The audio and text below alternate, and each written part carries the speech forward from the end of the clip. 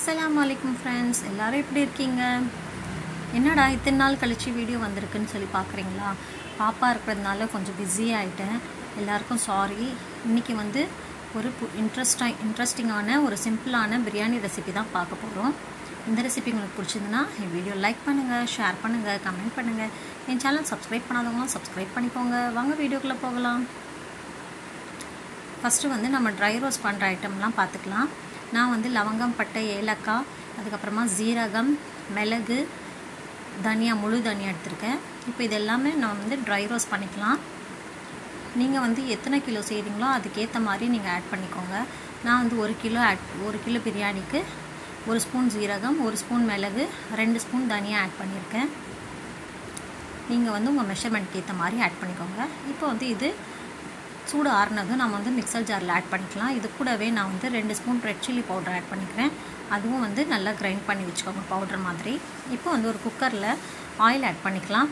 அது கூட நான் வந்து 4 பெரிய வெங்காயம் கட் பண்ணி ஆட் பண்ணியிருக்கேன்.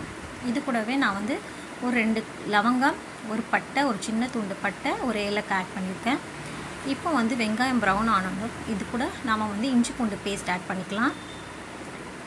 இஞ்சி பூண்டு பேஸ்ட் வந்து பச்சை வாசனை போகிற வரைக்கும் நல்லா குக் பண்ணிக்கோங்க.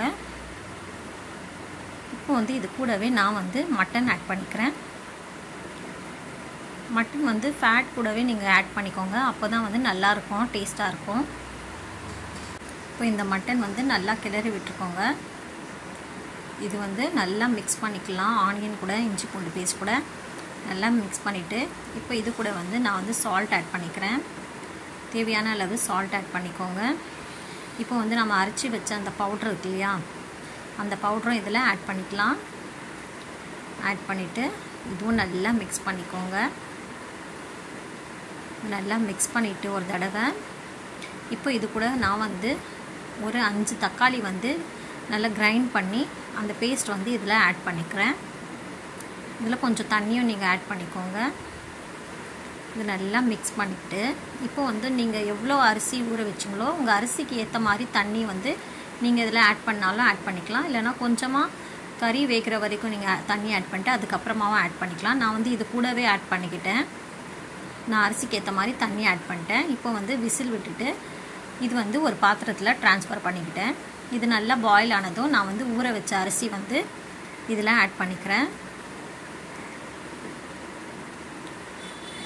இந்த தண்ணியிலையே நல்லா ஆட் பண்ணிக்கிட்டு ஒரு தடவை நல்லா கிளறி விட்டுட்டு இது கூடவே இதுக்கு மேலே நான் வந்து கொத்தமல்லி, புதினா, பச்சை மிளகா இதுவும் ஆட் பண்ணிக்கிறேன். நான் இது கூடவே நான் வந்து ஒரு பெரிய உருளைக்கிழங்கு வந்து பெருசாக கட் பண்ணி ஆட் பண்ணியிருக்கேன். இது ஆப்ஷனல் தான், உங்களுக்கு வேணும்னா நீங்கள் ஆட் பண்ணிக்கோங்க, இல்லைனா ஸ்கிப் பண்ணிக்கலாம்.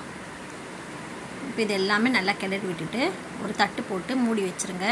மூடிட்டு நல்லா குக் பண்ணிக்கோங்க. பாருங்கள், ஒரு 10 மினிட்ஸ் கழித்து நான் வந்து தம்முக்கு வச்சுட்டேன். பாருங்கள், குக் ஆகிடுச்சி. நல்லா உதிரியாக வந்திருக்கு பாருங்கள்.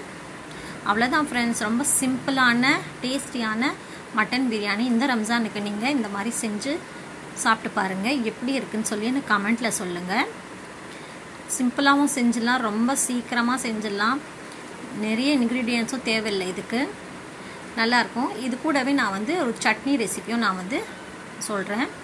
இப்போ வந்து பூண்டு, கொத்தமல்லி, புதினா, பச்சை மிளகா, தக்காளி ஒரு 4 தக்காளி எடுத்துக்கோங்க. இப்போ இது எல்லாமே கொஞ்சம் கொரப்பாக நாம் வந்து சால்ட் ஆட் பண்ணிவிட்டு கொஞ்சம் கொரப்பாக நீங்கள் வந்து கிரைண்ட் பண்ணிக்கோங்க. பாருங்கள், இந்த மாதிரி இருக்கணும். இந்த மாதிரி நீங்கள் அரைச்சிக்கோங்க. அவ்வளோதான். இந்த பிரியாணி கூட இந்த சட்னி வச்சு நீங்கள் சாப்பிட்டு பாருங்கள். நல்லா சூப்பராக இருக்கும், நல்லா தூக்கலாக இருக்கும் ருசி. இந்த மாதிரி ஒரு தடவை நீங்கள் செஞ்சுட்டு எனக்கு கண்டிப்பாக எனக்கு எல்லோரும் கமெண்ட்டில் சொல்லுங்கள் எப்படி வந்ததுன்னு சொல்லி எனக்கு எல்லோரும் சொல்லுங்கள். Thank you friends. இந்த ரெசிபி உங்களுக்கு பிடிச்சிருந்தனா என் வீடியோ லைக் பண்ணுங்கள், ஷேர் பண்ணுங்கள், கமெண்ட் பண்ணுங்கள். என் சேனல் சப்ஸ்கிரைப் பண்ணாதவங்களாம் சப்ஸ்கிரைப் பண்ணிக்கோங்க. தேங்க்யூ.